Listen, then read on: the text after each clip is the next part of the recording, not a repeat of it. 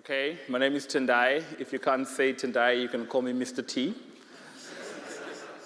For the last 2.5 years, I've been working at Pearson after a long and not so illustrious career as an academic. I've been working with Pearson, and we've been trying to develop an innovation ecosystem within the company. And so I will kick off my talk by saying one of the main debates that tends to happen in this space is whether or not innovation should be separated away from the main company. So you hear proposals for innovation labs, innovation colonies, innovation this and that. But the truth of the matter is that regardless of where you locate the lab or the colony, some important person at some point has to make a decision about the thing you create there. At some point, some person has to go, okay, we'll spin this in. Or, what are you talking about again? Who? Oh yeah, no, it's those guys, you know, the guys in the painted room with the football table. Yeah, they've come up with this thing. All right, why? So at some point, somebody has to decide what to do with the outputs of innovation. And that's the point where you tend to find things don't work so well. So what I'm going to present to you is some work that we've been doing, which is really brutal. Like, it's brutal work. It's like gut check every morning of trying to convince a large organization to create and implement an innovation ecosystem. And it usually starts, sorry, I'm going to go back. It usually starts with some startup type in a large company walking up to the boss and going, boss, Facebook is going to kill us. Twitter is going to kill us. Look what happened to Kodak. Look what happened to Blockbuster. Look what happened to Nokia ad nauseum. And then the boss goes, oh yeah, okay, let's do that, let's do that. But what we failed to realize, and it's something that's been hidden from the way we think about business over the last 100 years, is that this is a problem that people have been thinking about for a long time. So in 1942, when Schumpeter talks about creative destruction, he's talking about how capitalism works and cleans itself out by coming up with new ideas, and then those new ideas kill large companies. And it's a good way of, like, you know, growing and developing an economy, because it's destruction, but it's creative, so it actually creates new things. But hidden in that book is the statement that says the large company could have survived and thrived if it could figure out a way to weather the storm. All right? And so, again, James March talks about the same thing. He's a Stanford professor who talks about, this is 1985. Before any of the stuff that we're talking about today was even, like, you know, popular conversation, he's talking about the challenge facing most large companies is how to exploit all the opportunities they have right now to make a lot of money, and at the same time do enough exploration to make sure that they're surviving and going into the future. And what happens is, because of the way that we've been teaching in business schools and teaching management, is that they're very good at exploitation, but they're not so good at exploration. In fact, all management systems in most large companies are designed to optimize exploitation. There are very few systems in large organizations that are designed to maximize exploration. So again, Clayton Christensen in The Innovator's Dilemma is talking about how, you know, the fear of cannibalizing existing products is the reason why new products never get launched in large companies. And so the person, you're saying let's set up an innovation lab, right? And the person who has to make a decision about whether the stuff you make in the innovation lab can go to scale is the person who's scared that they won't get their bonus because your thing is going to disrupt their thing, right? And so that's a very, very big tension that you have right there. And this tension has always existed in large organizations. It's not something new. And so, but nobody talks about it, because meanwhile, at an MBA near you, somebody is standing at the pulpit and teaching students that the job of management is to pick a generic strategy, okay, a generic one, either cost leadership or cost focus. You pick one of those, you analyze that strategy through the lens of the 5 forces, Porter's 5 forces, and then once you pick the thing and you get it working, your job for the rest of your life is to protect that competitive advantage. That's basically what people who graduate with MBAs come out thinking that they have to go do in large companies. But this is not how the world works. I mean, competitive advantages is now temporary. I mean, it was always like temporary, but the temporary state of competitive advantages is now shorter and shorter and shorter. I wasn't even thinking that today I would be able to say, Apple yesterday reported their first drop in sales revenue since 2003. But it's the truth. That happened yesterday, and billions of dollars were wiped off the stock, and Apple is the most innovative company of our generation. But you know what's fascinating about that is we act as if that's surprising. That's what's shocking about the way we're like, oh yeah, no, did you see what happened? Oh, it's not surprising. That is what business is. That is actually what Management 101 is. Management 101 is the capability to manage your company so that it moves from advantage to advantage to advantage to advantage to advantage. It is not protecting the iPhone or protecting whatever product it is that you're making within your large organization. It is to prepare for when iPhone sales drop, because they will inevitably drop. It is inevitable. So you build your organizations ready for that, always. And so at Pearson, one of the things that's been quite visible to us is the fact that, publishing company, then education company, education is being disrupted.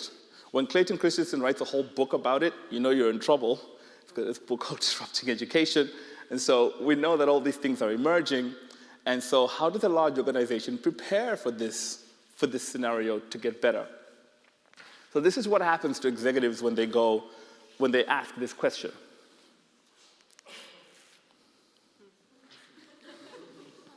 Act like a startup. Every large company is being told to act like a startup. Hey, act like a startup. You have to act like a startup. Are you acting like a startup? You won't survive if you don't act like a startup. Startup is the way. Fundamental truth.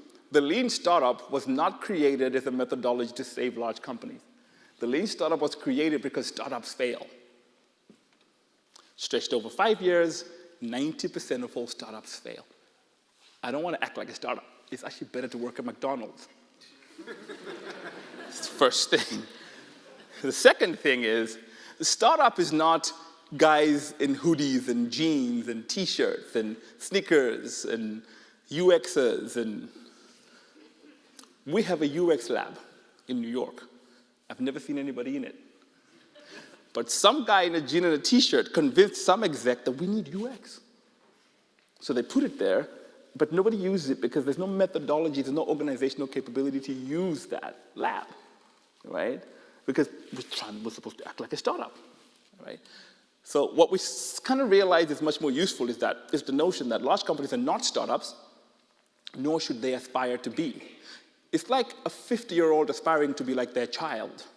Because the whole reason why people create startups is to have established companies. I think if you've seen that startup journey where you go through the trough of misery and nobody wants to do that forever. The aspiration is to be a successful company. Regardless of the size, the aspiration for startup is to become a successful company. So the methodology of startup is the search for a successful company. So we have found more useful the distinction that Steve Blanks makes between searching and executing, where they define what a startup should be. Startups should not be trying to act like large companies. Startups are searching for sustainable and profitable business models. Large companies became large companies because they found one, so they're executing on it. Now, the thing they found is changing and evolving. It might not work, so they have to create methodologies to both search and execute. They have to do both things simultaneously, right? Which leads us to what I think is a lean startup definition of innovation. Innovation is not cool, clever ideas, which is what happens when people set up innovation labs. The reason why innovation labs fail is because they put people in a room and say, come up with something cool. And then people are like, yeah, we've got this really cool product, look at this. It does this and that, it's an app. Look, it's an app. You can put it on the App Store, right? I've met pet food companies that want an app. Right? So it's crazy. Innovation is not that. Innovation is the combination of really clever ideas with sustainably profitable business models. We say you've successfully innovated when you've gotten to the point at which you have both. That's the lean startup definition of innovation. If you have a successful business model, but your product is terrible, you're a snake oil salesman, or a charlatan, or a hustler, you will be found out. If you've only got clever ideas, you've got a clever idea. So it's important. The work of an innovator is to answer this equation. And so that's what's informed the way we've tried to create the innovation ecosystem at Pearson. So what I'm going to talk to you about is 5 principles that sort of inform this. By the way, we're not done. We're not even halfway. Everybody hates us. It's hard. It's really, really hard work. So this is the product lifecycle, and I'll get into it in much more detail. But I want to tell a story about how we first started. So when you first start to do this work, the thing that you do is you find kindred spirits. And they're usually product teams. And what you do with product teams is you go to the product teams and you say, we can teach you how to do business model canvas. We can teach you how to do value proposition canvas. We can teach you how to do an MVP. We can teach you how to do a persona and all this stuff, right? And then they do this stuff with you and they're really excited and then they go back to work. And then the boss calls them and says, where is that thing I asked you to make? And they say, I'm just talking to customers. And they say, who told you to do that? And the moment they get asked who told you to do that, they start naming you, Tendai. So we realized that didn't work. You can't do this work without air cover within a large organization. And so we decided to engage much more closely with the organization itself. So the first principle is what I like to call an innovation thesis. Somebody said it's a really lame thing to say, but it's basically the notion that there is such a thing as a bad idea. Because what we tend to do when we do innovation is tell people to come up with, there's no such thing as a bad idea. Just come up with ideas. Everybody, come on, let 1,000 flowers bloom. It's actually noise. And so this whole act like a startup thing doesn't recognize that startups live in an ecosystem where there's investors and accelerators and funds and exits and all these things. And so if you're going to act like a startup, then act like a startup ecosystem rather than just a startup. And so if you talk to venture capitalists, they will tell you that they have an investment thesis, which is basically the answer to the question, what do you invest in? Right? So for example, Fred Wilson will tell you exactly what they invest in. We invest in networks of engaged users, differentiated by user experiences, defensible through network effect. If your product doesn't do that, they won't give you money, basically. And so your investment thesis can be as complex, as wide, or as narrow as you want it to be. And so a large organization can't just say, come up with cool stuff. They have to have a vision of where they think the world is going within their space and what bets they're going to make on that change. What are trends, what are emerging trends, emerging markets, changes, legal, social, political, and then come up with a thesis. And so Pearson has come up with a thesis. They didn't call it that then, but it became quite explicit. We're becoming an education company, and we're divesting away from everything that's not that. So we sold the FT, we sold the Economist, we sold Penguin, we sold anything that doesn't go along with that thesis, which means that we're not going to be investing in any forms of innovation that are not around education. Right? And we even have a thesis about that. Education is going to grow globally in geographies. Digital education, digital forms of education are going to grow more than some of the print-based stuff that we've been doing. And so we have an innovation thesis. So that's very important because that's the strategic lens that then guides what sort of ideas teams come up with. That's another reason why innovation labs fail, because you go to the lab, you make stuff, it doesn't fit the innovation thesis, so nobody wants it within your large company. All right. Second principle is what we'd like to call an innovation portfolio. The innovation portfolio becomes the expression of the thesis, right? So telling large companies to act like a startup ignores the fact that they have a whole bunch of core products. Right? And so this is a framework that allows them to think about their portfolio. How many of our products are core products? How many of our products are adjacent products? How many of our products are transformational products? This is similar to McKinsey's Horizon 1, Horizon 2, Horizon 3 thing, right? Where a company has to really look at the lay of the land. And when you look at a lot of large companies, they tend to have a lot of core products, which means that they're not making any bets on the future. Their portfolio is not very balanced. I was really glad and happy when I saw Mark Zuckerberg's F8 presentation the other day. And he put this up. I was like, look, those are the 3 horizons. Look at what he's doing. Look, clever guy, right? And so these are bets on the future. This is, 3 years, 5 years, 10 years. You can see the plan, the explicit plan, Management 101, is to move from advantage to advantage. He's not saying what we're going to do is make Facebook as good as possible and we're not going to let anybody take social networks from us, right? Which is different, a different style of management. Now, the framework that I just showed you, this one, is by Nagji and Tuff. It's from Harvard Business Review. You can check it out. And what they recommend is that every large organization should have a balanced portfolio this is like a 70-20-10 kind of recommendation. It changes by industry. You can also just set up your own, but you have to set an innovation ambition as a company. So 70% of all investments go into core products, 20% of all investments go into adjacent or Horizon 2, and then 10% of bets go into transformational innovation. So the first thing we did when we started the work, well, the second thing we did after getting air cover, when we started the work, we did this survey. We called it the M0 survey.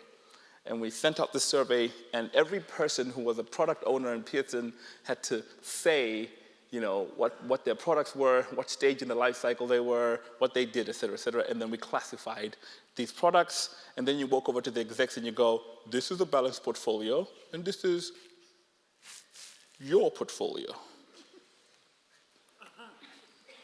Right? That's what we did. So a couple of years back, that's what the portfolio looked like.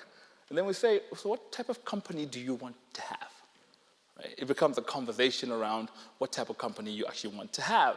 And so every time we show this picture, people come to a realization that maybe it's time to start to invest more and try and balance the portfolio. So now we're seeing a few global initiatives emerging here and there that I can't tell you, otherwise I'd have to kill you all. But we have initiatives growing that are aimed at addressing this imbalance, because it's now an explicit ambition of the company to have a balanced portfolio of products. Okay, so now you're trying to develop the balanced portfolio. So the next thing is, what do you do with innovation? Because if you manage innovation using the same methodologies you use to manage your core product portfolio, you're likely to get into trouble. Because the first thing somebody's in a large organization, if you say, I have an idea, your boss says, go and write a 30-page business plan with your idea. This is a new idea, transformational idea, which means the 30-page business plan that you're writing is fiction. It's science fiction. And there's a ritual that goes around this science fiction, which is your boss then brings you into the board meeting, and they discuss your proposal as if it's real. We're going to Mars. Okay, when we get to Mars, we're going to make 2 million in year 1. Yes. 3 million in year 5. Yes. So what you end up getting is companies that only invest in PowerPoint presentations and politicians, right? And so that's not really what we're saying. We're saying, as a way to instantiate your innovation thesis and your innovation portfolio, you need an innovation framework.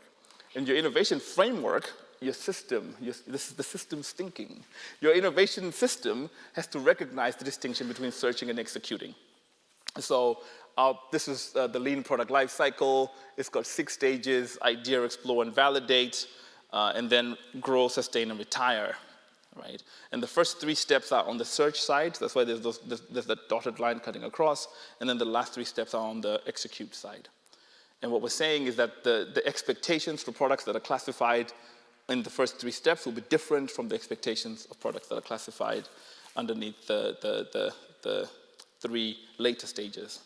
And so if you lay it out like this as a story, you can see people can come up with ideas, and then during the search period, they're exploring customer needs, customer jobs to be done.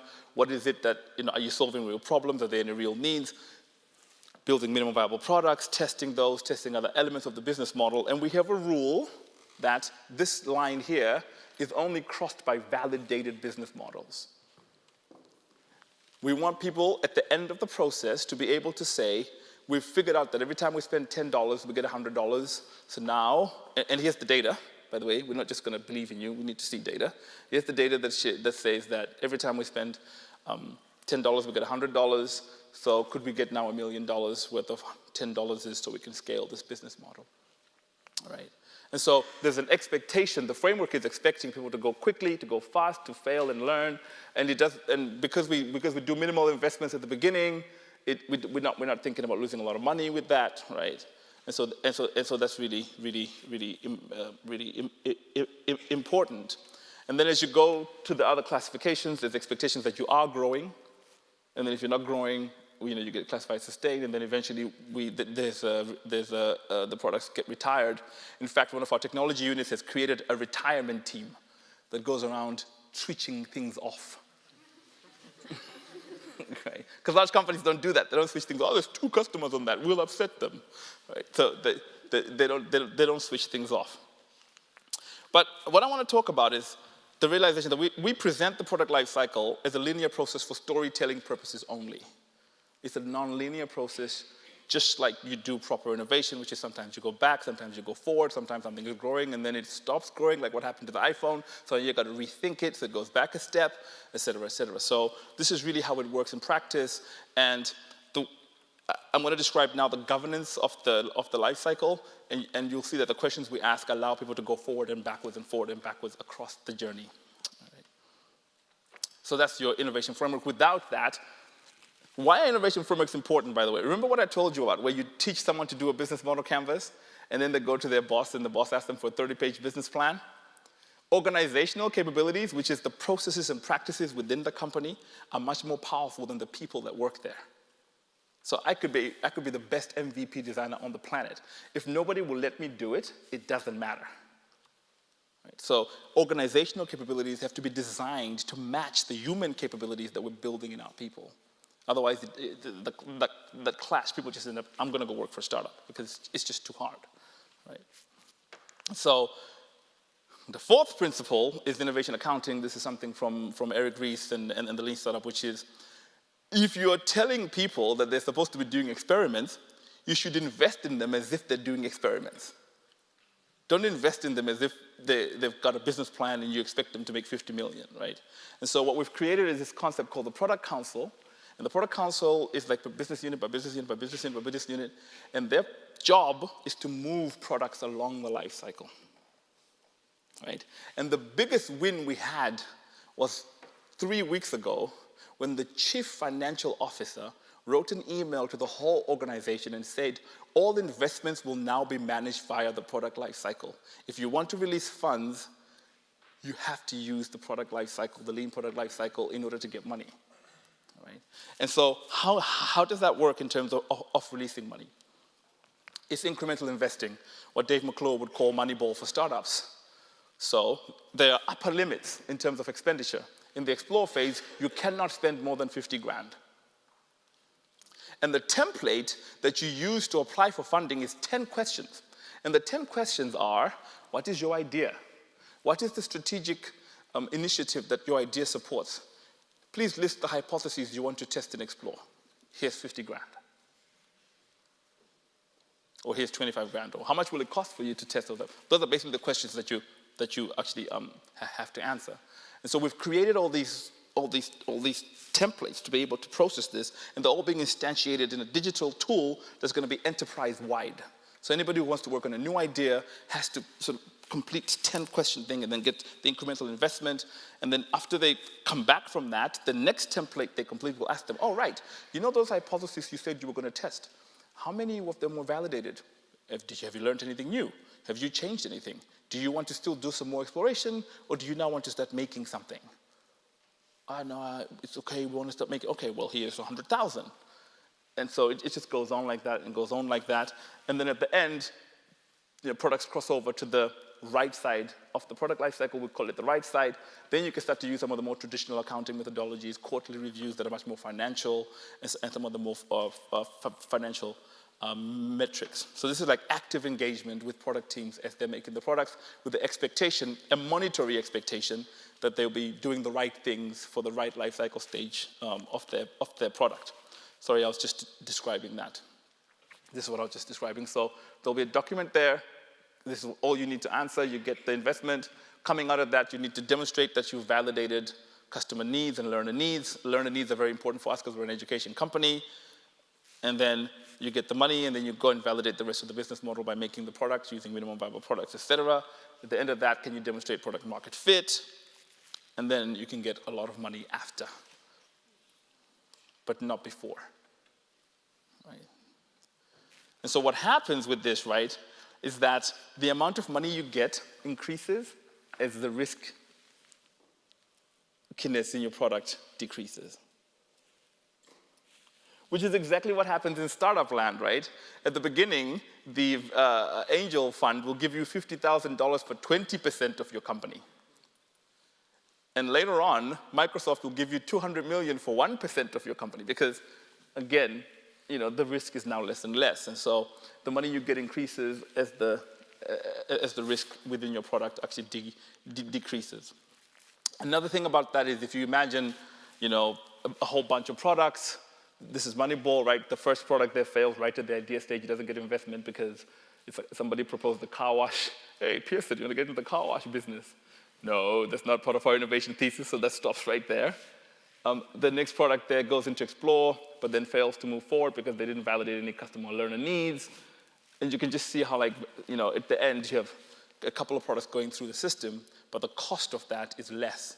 It's not that products don't fail, it's that they fail for cheap. And so when people say large companies are scared of failure, what they mean is large companies are scared of failure when they give you their 20 million. That's actually what they mean. Because if I give you 20 million, you can't fail. Right? And so it's really important that we really define what that means in practice.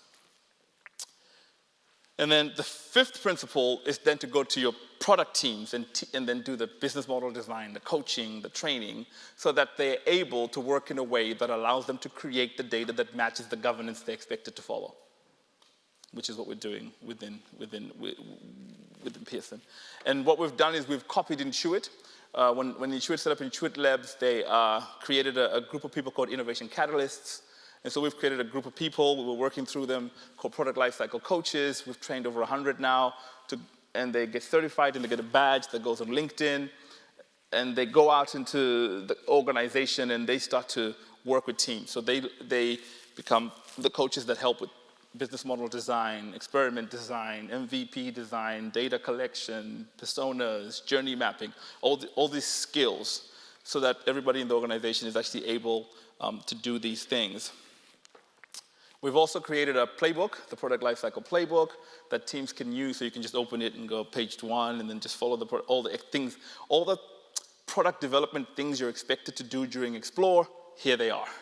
All the product development things you're expected to do during Validate, here they are. Here's a couple of sample pages. A/B testing, identifying early adopters, business model design, and this is just a tool that anybody in the organization can just download for free via our community, which we've also created to share best practice. And then we run just a whole bunch of workshops all the time on all the methodologies that are used within Lean Startup. And so this is the ecosystem, right? It becomes a whole thing. By the way, this is the dream state. We're not yet there. This is the aspiration, right? So the playbook, the templates, reports, and portfolio tools are what the product councils use to make investments. The product councils are doing the work. We've got communities, we have training, et cetera, all of this embedded within the innovation thesis and the portfolio management. And what we're doing is we're setting up centers of excellence in product development best practice, centers of excellence in investment management, centers of excellence in portfolio management. We've created a portfolio analytics tool where the portfolio managers analyze the balance of the portfolio in their business and their services to the execs, and then the execs make decisions coming downwards. That's the whole stack of the ecosystem. So if you want to learn more about this, we've created a public-facing site, learn.leanplc.com. There's a video there you can watch, and you can set some tools. A little bit of a brag, we won 2 innovation awards last year, Best Innovation Program in New York and Best Innovation Culture in Europe. One of the few programs, one of the only programs actually to win both in both Europe and the US Finally, I'm writing a book. So sign up for the book. Sign up for the book. All right, and thank you. Time for questions.